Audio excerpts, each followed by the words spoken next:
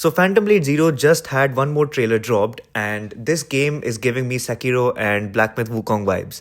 And if this game turns out to be on that level, just take my money, man. Just take my money. I can't wait to play it. But today we're going to be breaking down this trailer scene by scene, and also I'm going to give my view on everything we know about the premise and lore of Phantom Blade Zero. Hi guys, I'm the Devil Crow, and today we're diving deep into Phantom Blade Zero. Now, at its core, Phantom Blade Zero is set in a martial world on the brink of collapse. This is a land ruled not by kings but by sects, orders, and assassination clans, where power comes from blades, secrets, and reputation. The protagonist is called Soul, an elite assassin once loyal to a powerful organization known as the Order. Now, this guy is framed for the murder of the organization's patriarch, the very system he served.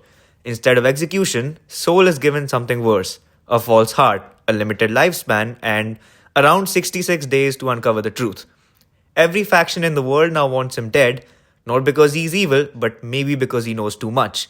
The themes of this world are very obvious. It leans heavily into fate versus free will, legacy, bloodlines, loyalty, and most above all, survival. This is not a heroic journey at all. This is a man who's running out of time in a world that wants him erased from existence. And that context becomes crucial when we watch the trailer.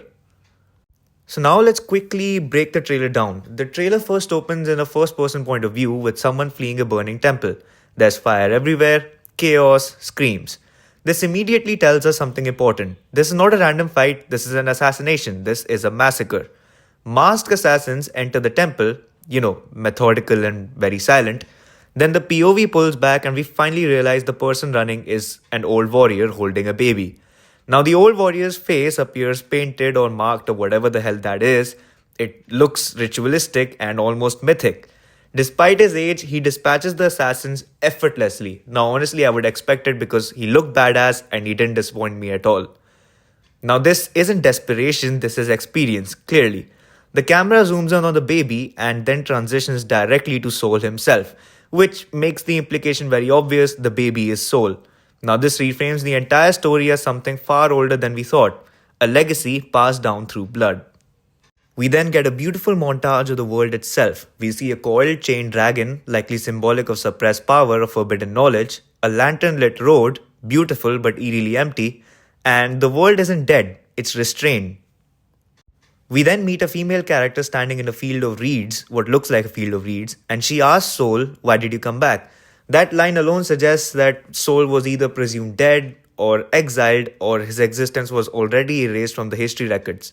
Either way, his return disrupts the natural order of things. We hear a line that the Order's blades are coming, they failed once, they will not again. We see a wanted poster of Soul himself. This confirms that the Order, the very system that raised him, enhanced him, and made him into the warrior that he is now hunting him. This is institutional execution at its peak. Then we have a first look at the extended combat footage, and this is just Phantom Blade Zero showing off.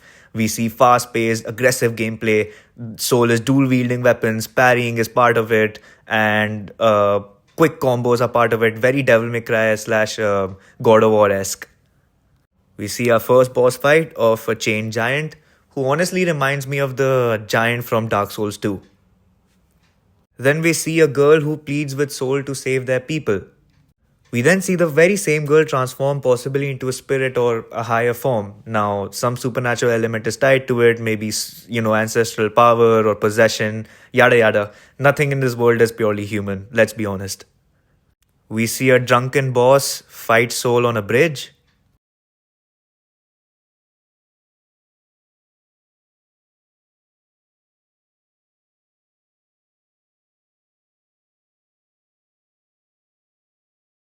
We then see the return of QTE events and some boss fights, and honestly, if this is anything close to Greek God of War series, then I can't wait to get my hands on it and just execute bosses in a stylish sequential fashion. We then see a boss fight that reminds me a lot of the dancing lion thing that was in Elden Ring Shadow of the Earth Tree.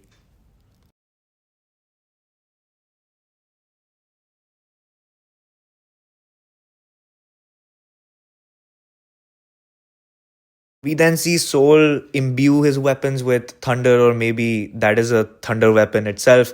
Now, honestly, the gameplay variety itself excites me a lot, man. We're going to see a lot of weapons, a lot of abilities to use, and a lot of ways to finish our enemies off. We even see a motorboat traversal segment. Now, this honestly surprised me that we might get a world that is more open than even I expected, because I expected the game to be very linear.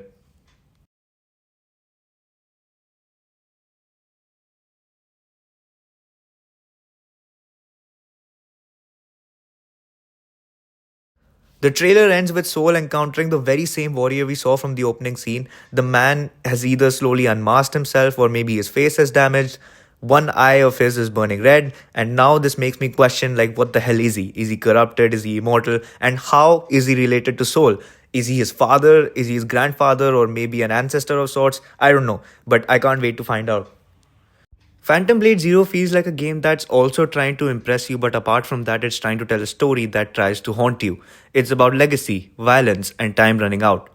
If it delivers or even half of what this trailer promises, we are looking at something that's truly special. Let me know what you guys think in the comments down below, because this game, according to me, is absolutely worth dissecting and absolutely worth your money, as long as it lives up to the hype and delivers exactly what the trailer promises. This is your Devil Crow. See you in the next one. And please hit that like and subscribe button for more. It'll help the channel grow a lot. Thank you.